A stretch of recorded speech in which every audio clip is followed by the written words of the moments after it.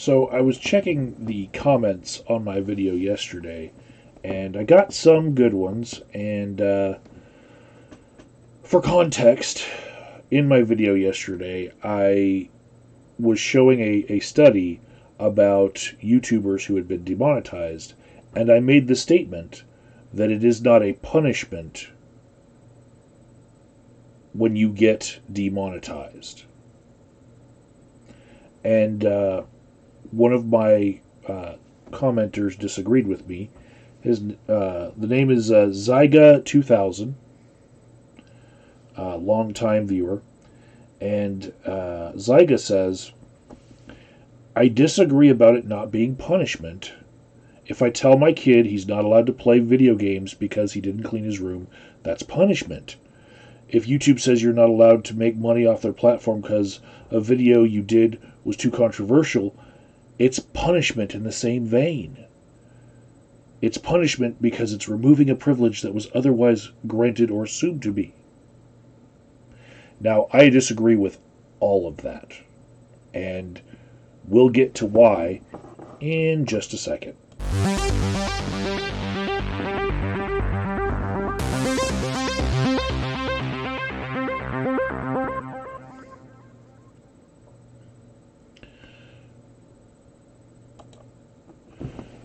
Hey everybody, do you love Microsoft Paint? I do. It's what I learned to draw with. And yeah, I've mocked up this image that I found on Google Images of a Punnett square that was for beans, for genetics. Now, I figure that most people with a cursory understanding of science, they're going to understand this mock-up, right? So you've got the yellow beans on the bottom. They only happen when you get the two recessive genes for the beans. The two little A's come together, and when you get the two big A's, that is the furthest thing from having yellow bean. That's like a big, strong green bean, right? Okay.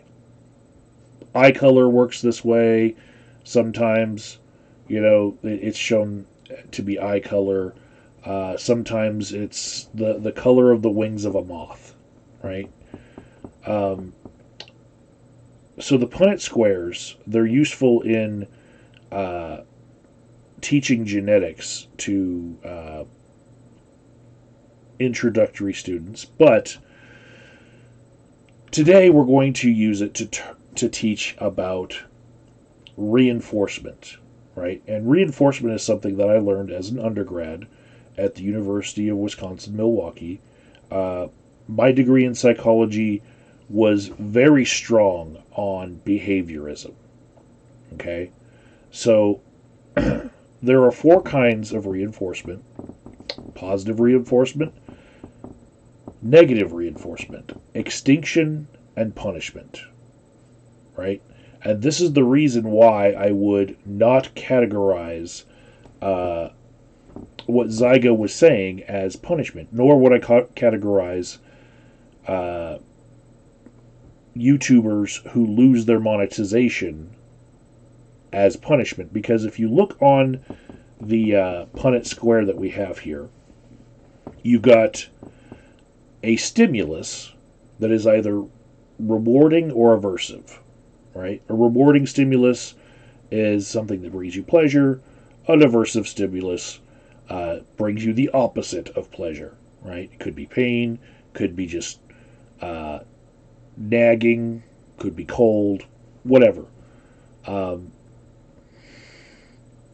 on the other axis of this Punnett square, we've got whether you are adding this stimulus or subtracting the stimulus, right? So with positive reinforcement, which happens to be in the realm of counseling that I've now gone on to in my studies, positive reinforcement happens to be the best way to get someone to change their behavior, right? Of the four reinforcers, usually, of the four types of reinforcement, usually positive reinforcement is always the best way to go. Now, Sometimes, because of the situation, it's not actually possible, right? So, in some circumstances, you find the subject that you're trying to get to change its behavior, and it's already saturated with reward, right? Another way of putting that is maybe your kid having all those video games in his room is a spoiled kid, right? So there's nothing you can do to reward the kid in order to get him to clean his room or do dishes or whatnot, because he's already got too much rewards, right? He's inundated with rewards. What more could he possibly want? He's already got Call of Duty. Try to give him Super Mario Brothers to reward him for cleaning his room. He's gonna be like, "The fuck is this? I got Call of Duty." You know, get that out of here. You know, and so extinction is when you have a rewarding stimulus that you subtract from the environment. Okay? You've been giving this as if it were the norm. The subject has become accustomed to it. And then you decide, I'm not providing that in that environment anymore. That is not punishment, mind you. That is extinction. Extinction is also what I would apply as a term to YouTubers who feel like they are entitled to showing up in the sidebar of YouTube's search algorithms so that they get free publicity from YouTube itself internally, and YouTubers who feel like they are entitled to the monetization rates that they used to get, or the ability to monetize at all, right? They feel entitled to that because it has been the norm for a very long time. And it is a positive, rewarding stimulus, and it has been not provided anymore. That is extinction. Now, extinction is not the best way to change someone's behavior, and it oftentimes results in the most novel behavior when you're using extinction. For example, if you have a a vending machine and you stick 2 3/4, however much it costs to get the soda these days, you stick the money in the machine and you hit your selection and the soda does not come out. You hear some noises and then nothing. You could do a lot of things at that point. You could hit the coin return. You could press the button again to see if you got your selection was heard. You could kick the machine. You could go around back and see if it's plugged in. You could unplug it and plug it back in. You could tip the machine and rock it and punch the machine and all sorts of different things that you could do if you go crazy because you put your coins in the machine and it did not give the reward that it had given you every lunchtime for 2 years. Not that I'm speaking from experience. Shut up. So, that would be the novel behavior. All of those weird things that are not what you would normally do.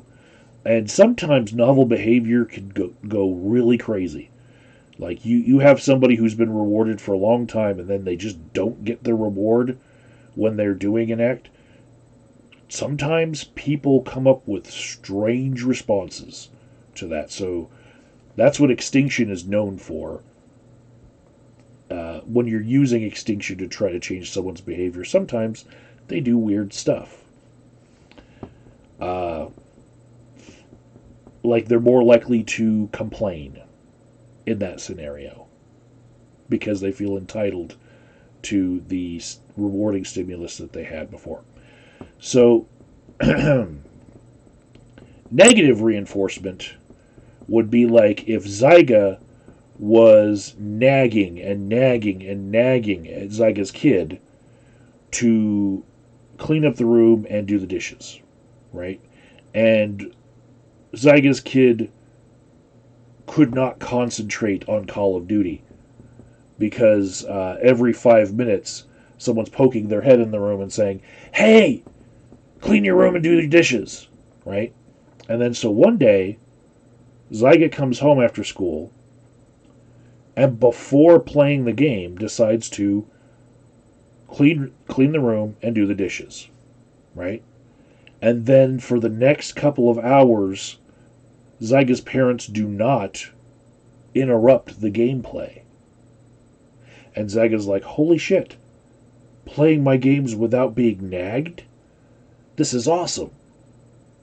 I think I'm going to do that tomorrow." And Zyga does the same thing tomorrow. Cleans everything prior to starting up the game, and the negative reinforcement, the bad stuff, the aversive yelling from parents is gone. That would be negative reinforcement, right? Now, punishment is when you are adding an aversive stimulus to someone to try to get them to lessen a behavior. It is considered the worst of all of the different types of reinforcement, right? And Zyga goes on in the comment to say that you could consider someone being put in jail to be extinction, like I was calling demonetization not a punishment, because Zyga was saying, well, if somebody went into jail, then they were used to having their freedom, and then it has been subtracted from them. And that is a valid argument as to what's going on with someone's freedoms in jail. And oftentimes that is the basis for arguing for other rights that a person in jail could have, like the right to mail letters, the right to phone calls, the right to conjugal visits, that sort of stuff that was not specifically outlined in punishments that were given by a judge. So you can frame it that way if that's the perspective you want to go with. If you're trying to do some rhetorical magic to get your client to be able to have a TV in their jail cell because nothing said they couldn't, right? You could use the argument that their freedom is being extinguished rather than just the punitive intent of what the judge was saying. That's fine. That's in the realm of criminal justice, not in the realm of behavior as I like to dwell in. It's my realm. And the punishment in the case of someone going to jail is the addition of a cage around them that they cannot escape. So they had an environment that didn't have a cage, and you added the cage to their environment, the steel bars. Okay? So a lot of behaviorism, if you're having trouble understanding these four types of reinforcement, a lot of these concepts in behaviorism are best understood by, if you were to imagine that somebody had a skin-tight force field around them, right? And this force field was where the realm of answers to questions is kind of taped off. Like caution, don't think that the answer comes from within them. If you're thinking in terms of behaviorism, right, and modifying someone's behavior, always think that the answer that you're trying to give to your hypothesis of why they're behaving one way and how could we change their behavior, always think that the answer comes from the outside of their body, right? Try to eliminate from the present discussion anything that's going on between their ears, because that's within the skin tight force field of do not consider that. But consider the things that are very close to them, in their environment, as to why they are doing the things that they're doing, right? So, in this vein, when you look at punishment, you're adding something aversive to their environment, right? This is why I say YouTubers that lose their monetization are not being punished. They are experiencing extinction of a reward.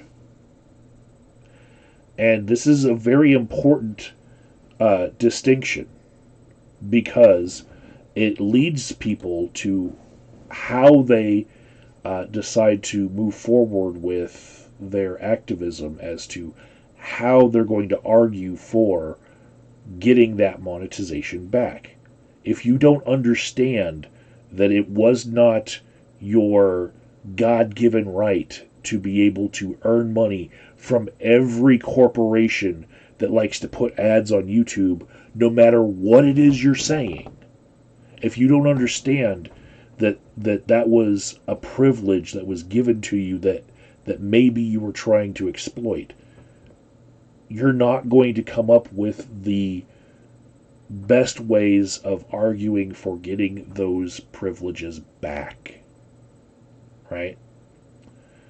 So that's just I guess a quick lesson in psychology for the history books.